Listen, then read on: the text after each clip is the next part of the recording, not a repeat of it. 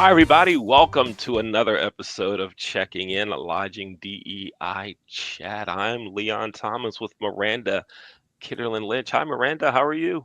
I'm great, Leon. Happy 2025? Yes. Happy 2025 to you too. And tell me, how's life in 2025 so far? What's happening? How's everything?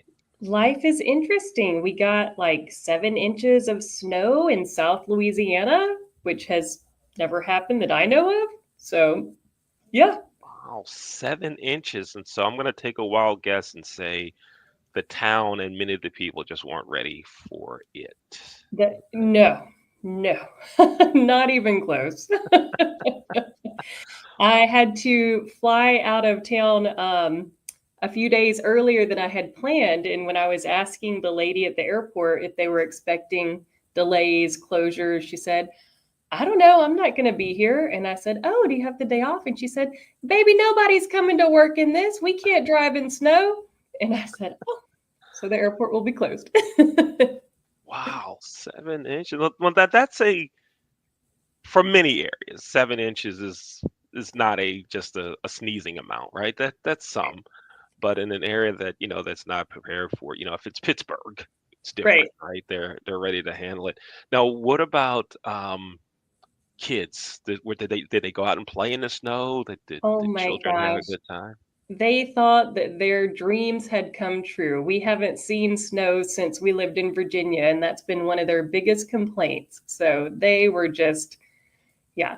I'm glad that I was not home to experience it because I heard that the laundry situation was just out of control, and there was no water for several days because everything was frozen. All the pipes were frozen. So Oh my.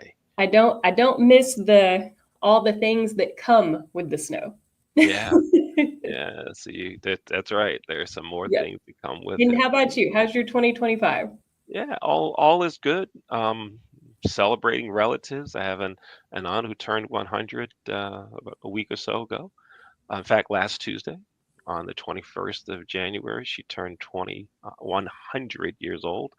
I have an uncle who 2 months ago turned 101. My So we've been gosh. doing a lot of celebrations with them, and things are rocking and rolling. We're having a good We year. we've got to send geneticist over to your family to see what it is that you guys have. It's like the fountain of youth. Yeah, it is. It's really cool. And my uncle, well, my aunt's doing well. She lives on her own, and does everything anyone else would do. She's just slower, that's all. My Yeah. uncle puts on a suit every day and cooks sometimes 3 meals. Wow. So Wow. he's active and doing. It's pretty cool to see. Yeah, it's pretty Amazing. cool. Right on.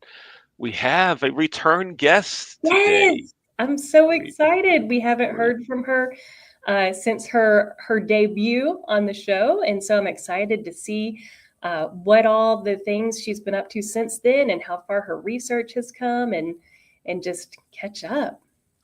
let's bring our guest on, Jaimi Hi. Garlington. Hi. How are y'all doing? How's everything been? It's good to see y'all. Good to be back. You too. Thank you for coming back on. I can't wait to hear what all you've been doing since we last spoke. Oh, thank you. Thank you. It's been good. It's good to be back. It's good to see y'all. It's I feel good. I feel good. No, Awesome. no, Before we James, jump, oh, go go ahead. ahead, Amanda. Miranda, go ahead. Amanda in the room. I'm sorry. Once a quarter I screw up. I'm sorry. Just I'm kidding. It's fine. sorry. It happens all Go the ahead. time. So Jaimi, before we jump into anything, do you want to share with our listeners, in case anybody missed your first appearance, who you are and what you do, and why you would be at this place with us? Oh, sure. Thank you. Well, hi, my name is Jaimi Garlington. I use she, her, hers pronouns. I am a PhD student at UNLV. I am actually in my third year and will be doing my fourth year very soon. I did research as an undergrad looking at racial discrimination towards employees' career satisfaction, and it really got me into wanting to know why and also being able to make a change in our industry. From there, I got my master's and did my master's thesis on racial code switching, which looks at how employees change their behaviors to conform to organizational settings as a form of impression management, which we saw led to psychological well-being not being met. So burnout, anxiety, depression, which makes sense when you're having to not be authentically yourself at work. You're more likely to experience negative behaviors, negative attributes. So now I'm in my PhD phase and starting my soon to be doing my dissertations after I pass my comps, fingers crossed. And from there, I'm hoping to look similar to what we're kind of seeing in the media right now with organizations essentially social washing, how organizations talk about they're about DEI, they're about equity, inclusion, and diversity. But when we actually get to the bones of it, when someone tests you to actually see if you're about, I was using slang, if you're about that life, when they actually put you on the spot, we're seeing that a lot of organizations are really not about it. They're getting rid of policies that, I use Amazon, for example, they're getting rid of policies for LGBTQ employees. We're rolling back civil rights acts based off of signings from our current president. And it's interesting. Let's use McDonald's. Sorry. McDonald's, for example, is a hospitality company that's doing it as well. And I'm in the food and beverage industry. So it's kind of like, what are you signaling to your employees? What is this bringing forth? So that's a little bit into me and what I've been up to and where I've been. So sorry, it's a bit, but it's a lot to unpack with everything going on. So yeah. Don't apologize. You're doing a lot of stuff and you've done a lot of stuff. Yeah, never apologize for that. Leon, what were you going to say? Well, I was going to ask Jaimi. I'd like to ask you. Tell me about where's home, because when we said hello, you said y'all Oh, yes. 4 times. Mhm. And so I'm just wondering, where did y'all come from? Where's home? Yes. Okay. So I'm originally from the Bay Area, Fairfield, California. So you probably think, okay, she's from the Bay. But I actually was raised by my grandma and my grandpa, who's from Jacksonville, Mississippi, and my grandfather is from Cleveland, Ohio. So they are where my Southern twang, where it comes from, where Uh, it's ingrained in me. It's how she's my everything. Like I see them as my parents. They are my parents. uh-huh. So that's where that comes from, and it's never going to leave me. Okay, right. Yeah, Yeah. Oh yeah, that is I I my got love it. it. I mean, I'm a Southern girl, and actually, I learned from one of our previous guests that y'all is a more inclusive term. Mhm. I have a tendency to say you guys because I Hmm. tried to drop the y'all when I Hmm. left the South. Mhm. Yeah, But y'all is a more inclusive term. So, yeah, Yeah. yeah. So what's the plural of y'all? y'all. Walls. Yeah. Y'all. All y'all, Yeah. all Yeah. y'all. Yeah. All y'all. So awesome. So, Jaime, when you were telling us a little bit about the things that you research, you mentioned a term, social washing, I think is what you said. Do you want to share with our listeners a little bit? What does that mean, social washing?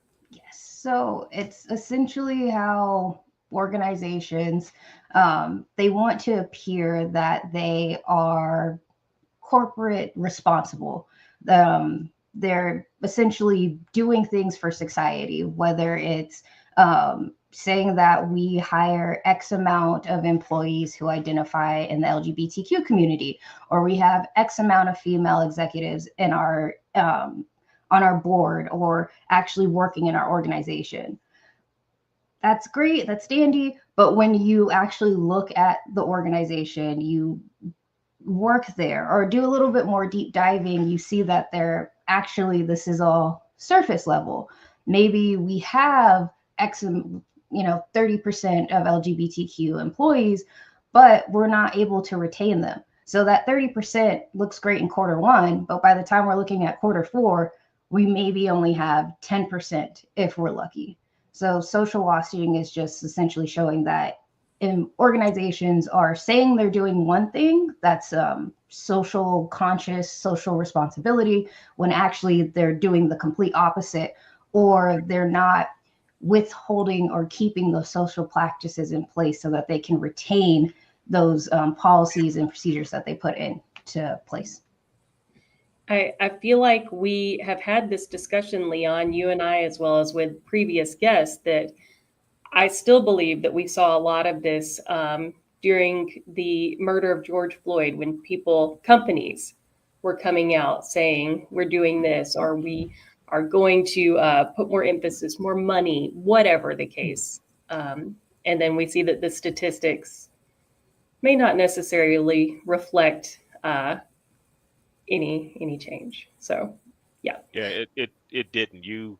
I understand that in talking to many of my friends and colleagues that work in the industry, that it didn't make a change. In fact, there were some companies who said, we're going to have mandatory trainings, right?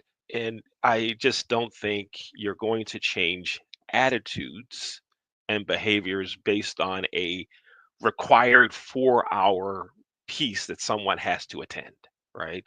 That they're not going to change their mind on anything that they think regarding gender equality, racial equality, any other type of discrimination. They're not going to change based on a 4 hour piece. They're going to show up to put the check on the box that said, yep, I did it, so that I am now eligible or maintain my eligibility for bonus, right? That's it. They're not interested in changing.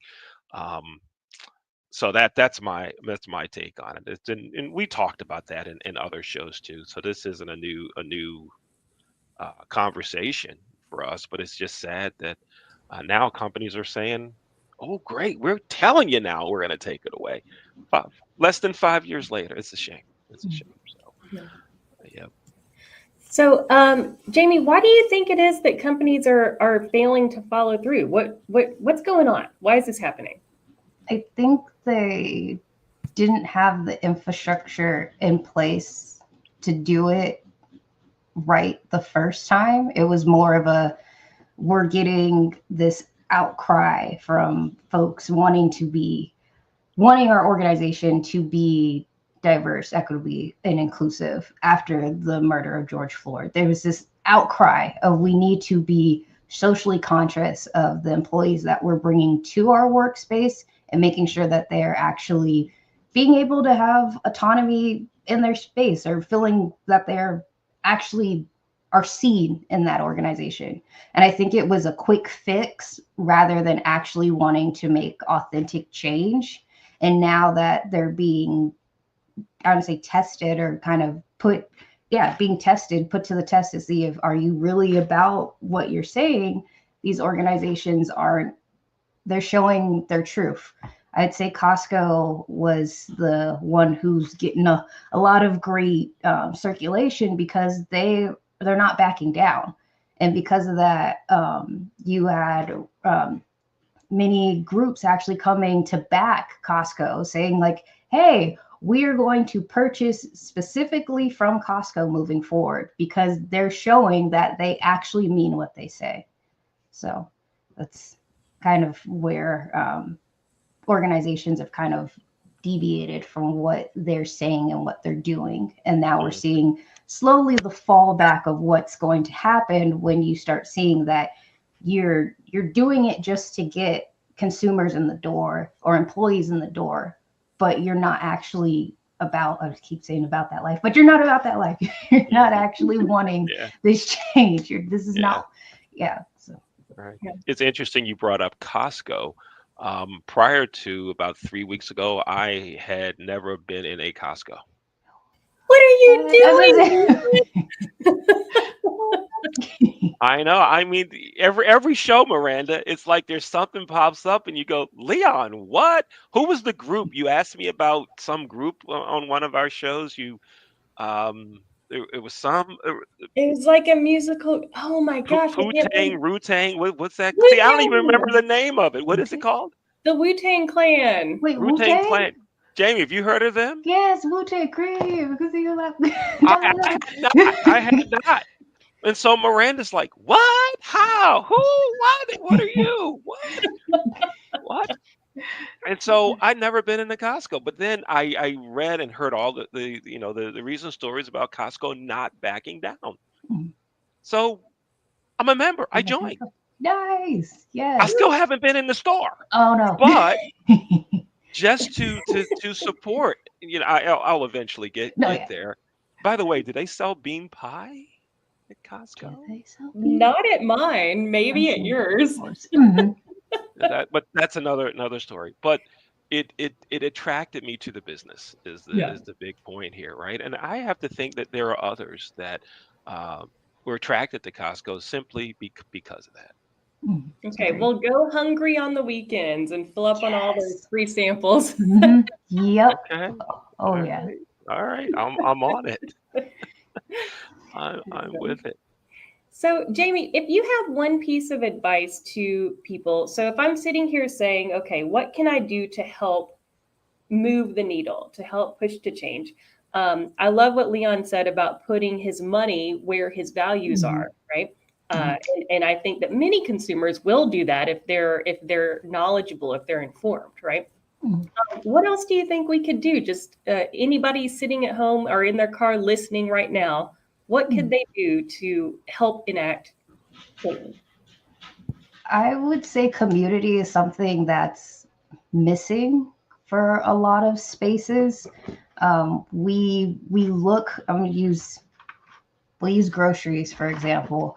Um, we are so reliant on grocery stores to get our vegetables, get our produce, when farmers markets, um, growing your own has been taken away from us. Community gardens have been taken away from us. So I think it starts at rebuilding those communities that were there previously before we got kind of, I would say, overrun by such big corporations. So building back community, getting to know folks in our community, and then from there, um, joining groups, joining advocacy groups, seeing what they're up to. It would start small, but the first thing is always community and building that community. Then from community, working towards organizing, forming groups, forming coalitions to then get our voices heard. I would say protesting, if that's what you like. Protesting could be something as simple as not, it's not simple. Let me take that back. It could be something as boycotting a company, because now you're figuring out that they're not about my beliefs. This has just been a ploy to take my money for the last 5 6 years. So boycotting, letting them know, like I said, not putting your money where your mouth is. I'm not going to shop at this store anymore because they don't see me. They never saw me. And sorry, I'm going off on tangent, but I was like, Target, for example, is rolling back all of its Black owned, um, I would say, creators, owners that brought in so much, not just revenue, but community to Target. I would shop at Target for Carol's daughter for their scrubs, their hair masks, because it's Black owned. So them also, this dress is, I think, Rebels Dolls, which is another Black owned company from Target. So I bought into the fact that, again, putting my money where its mouth is. I thought that Target was actually about, giving Black creators a voice and an opportunity to have their own businesses. So to see that they are rolling back on all Black, products is telling me, okay, Target, you're not really about that life. You really didn't care. So there's actually a few boycotts going on for some of these big companies because of the fact that you social washing, you took my money. You made it seem like you were about my community, like what about me, and you Mhm. actually didn't care. It was Yeah, all about the money. Yeah. yeah. So And you may have yeah. seen the articles that are out there now giving information about those Black creators whose products were sold at Target, Yep. where those that still want to support those companies can buy somewhere else or directly through those companies. And I look forward to doing that. Great. I didn't shop at Target a lot, but I have friends that do, and many of those. Oh no, I'm getting another head shake from Miranda. Oh, Leon, what are you doing with your life? That's Miranda, you know I am a very siloed, boring person. I do some shows. I hang out with relatives. I coach racquetball. Ooh. That's it. That's it. You I gotta eat bean pie. okay, you gotta load up the racquetball kids, hit up Target, stop by the Costco. Yep. Don't hit up Target actually because we don't like them Don't anymore. go. No. No. But I looked at some of the companies on an article that a friend sent me about this whole Target situation, and now there's some companies. I'm like, you know what? We could buy some things from them. Hmm. There's some things that they have for us, and again, I hope others are doing the same thing Yeah, it's an to awesome still support opportunity those for their companies. competition, 1,000%. Yes. Yeah. So wow. Yeah. Did Yeah. I, and I apologize, I haven't done this research to know, but can you tell me if Target put out any sort of communication as to why they made that decision? Was there any? I to be honest with you, I didn't read the official press briefing, the PR. It was more or less the community Discord on, we're calling it Twitter. It, of most folks actually talking about like you need to stop shopping at Target and Yeah. here's why, and then a few links to them just saying they're rolling back their uh, DEI or their Black creators content. And the thing that gets me, and I'm sorry, but right before Black History Month, like you're really signaling something. Like, Yeah. I'm being that Yeah. person, but I'm like right before Black Right. Right. History Month. I'm sorry, Well, you're really telling me. these major Right. companies have lots of people in their marketing departments. This was not an accident. It's hard to believe that this would be an accident Agreed. Yeah. from such a large company. So, Yeah. wow. But as some have talked about that, in the last year or so, or maybe a little longer, we've seen companies kind of and institutions kind of roll back, right? Mhm. But now our current president and some of the statements he's made has almost like fueled and given more strength to some of those companies to say, well, we're not doing right Mhm. because the president, Mhm. is touting all of these things. He came out today, and we're recording this on the 27th of January, and in watching a cable news broadcast just before coming into this studio, I heard about some other things that our president wants to happen in the military regarding DEI. So when he does it, others say, "Oh, great! I can show my real colors again," which is just bad. It's bad. It's Um, bad. But yeah. I don't want to talk anymore about him. So Yeah, I'll I'm stop. like, Leon, don't get me fired I'll today. stop. Stop. All right, let me take it.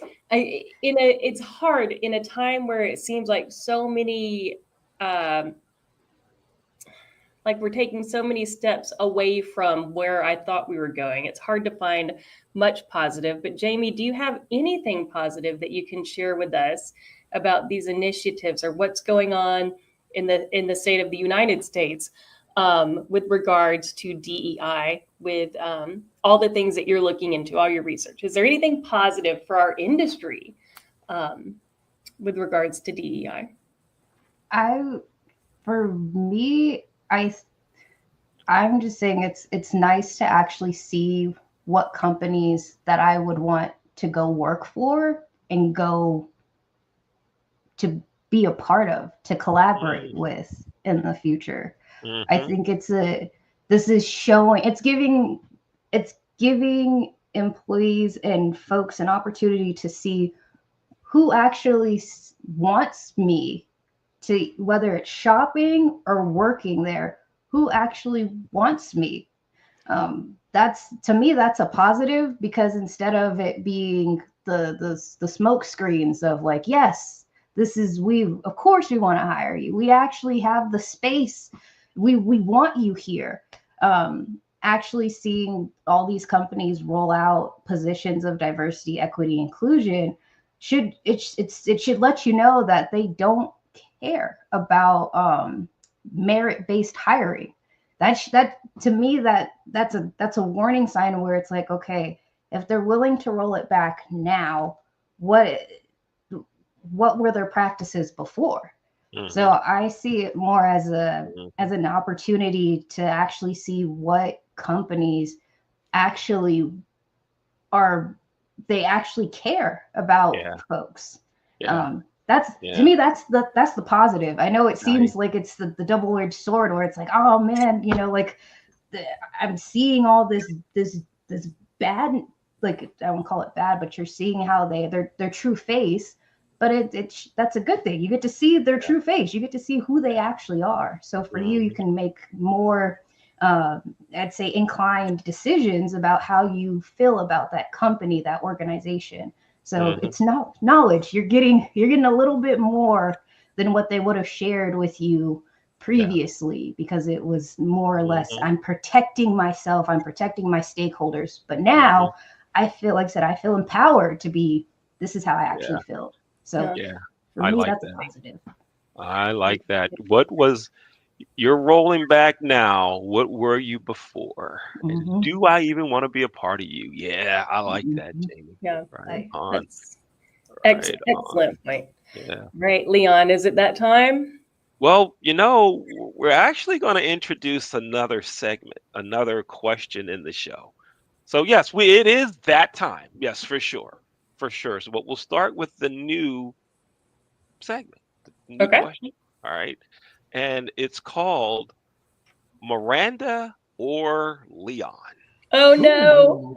Oh Okay. no. Miranda or Leon. But now here's how it goes. Jamie, this is food based. Ooh. Okay. Okay. I want you to tell us your favorite food. Okay. Tell us your favorite food. I'm gonna get. Oh. Then, once you Okay. tell us your favorite food, you have to guess who would do a better job preparing your favorite food, Miranda or Leon. And Miranda and I will discuss if we know how to make and if we could make your food. Okay, so go ahead, Jamie. What's your favorite food? Playing in our first episode, our first round of Miranda or Leon. You know, you came to 2025 choosing violence. Great. So Oh, it's Miranda or Leon. So Miranda, if you could point like this way and get the point going, you could point at me. No, point at me. Yeah, there we go. There okay. we go. Okay, okay. Go ahead, Jamie. Okay. So my dad's from Pennsylvania, so I have a love of Italian food. So I would say Stromboli, which is kind of like, I know. Um, Wait, can I ask y'all questions? Is that allowed?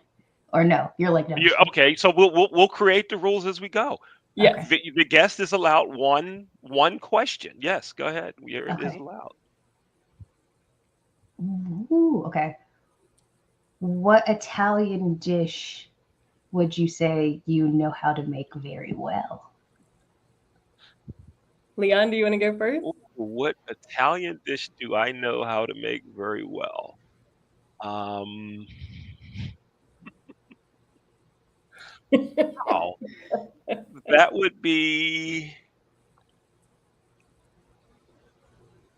I can boil spaghetti noodles, and I can get some ragu spaghetti sauce and pour it over the noodles. Yes, I can do that. Okay. Well, considering I spent 4 summers in Italy, I can do pretty much anything Tuscan, spot on. Ooh, Okay, so Jaimi, go ahead. It's it's gotta be Miranda. It gotta be. I'm sorry, Miranda, Leon. and Oh yeah, and Miranda for the win. okay. So and what is it you want again? Stromboli. Stromboli. It's like it's not a calzone. I want to call it like a pizza, and then they wrap it, and then Okay. they bake the slits in it. They put it in the oven with sauce. It is fire. I'm sorry. It is one of like those. Okay. um, All right. I- Well, the dough has to be yeah. just right. It has to be very thin so that the Mhm. ingredients can still hold in, but it's Okay. not too doughy. I'm sorry, you're Uh-huh. making me like. Yeah, we'll I know we'll I've already had lunch, but now I'm hungry. yeah, we'll take the clarification questions out next time. Okay. Miranda goes, "Well, I spent 4 years in Right. Italy." I'm like,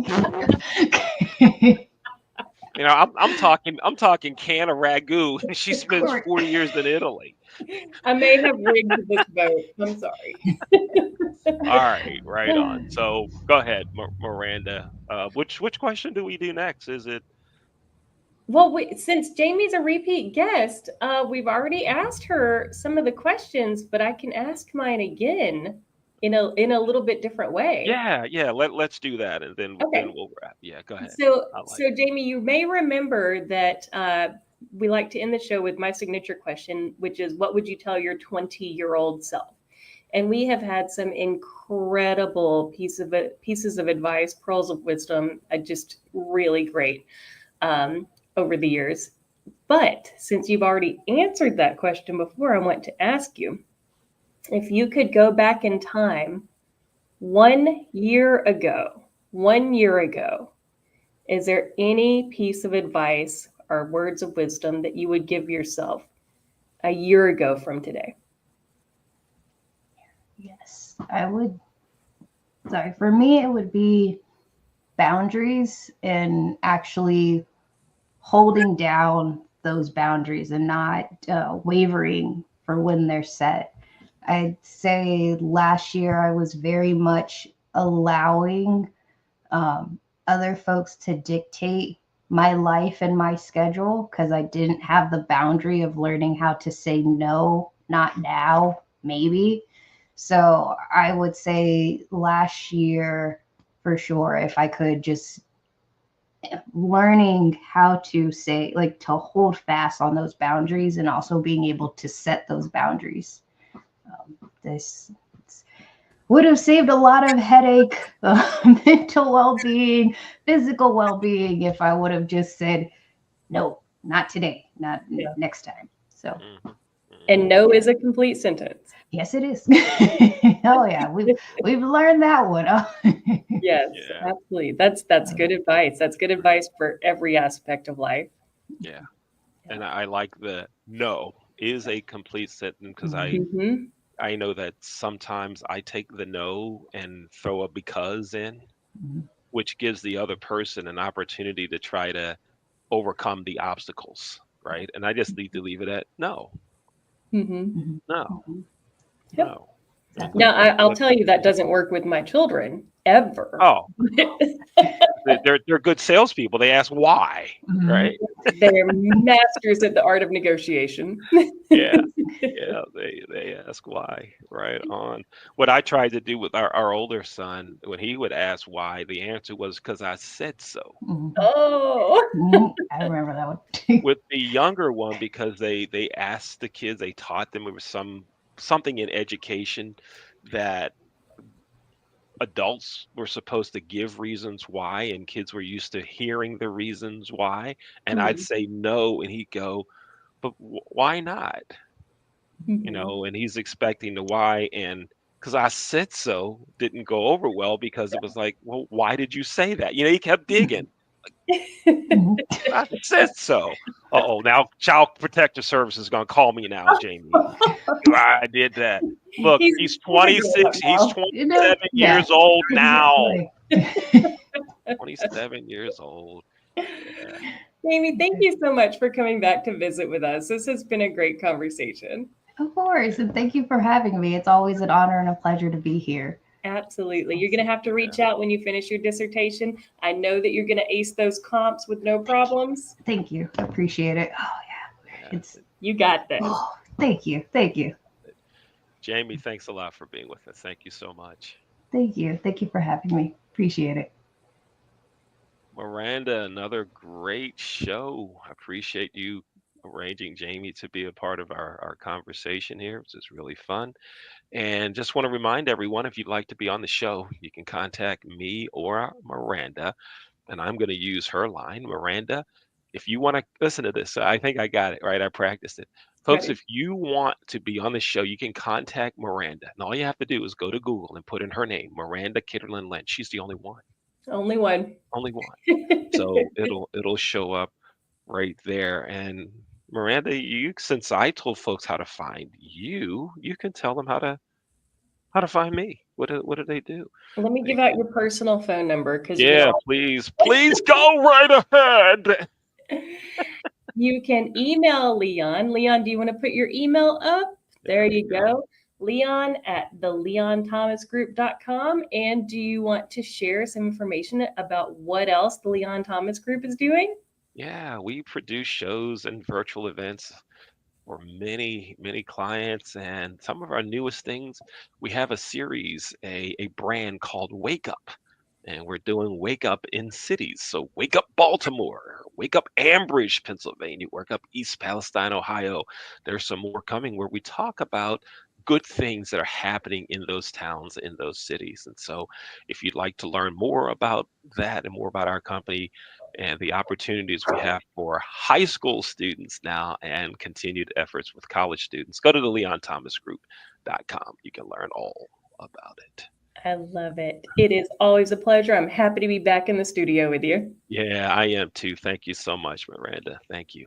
And thank you for watching and listening to Checking In, a Lodging DEI chat. Take care.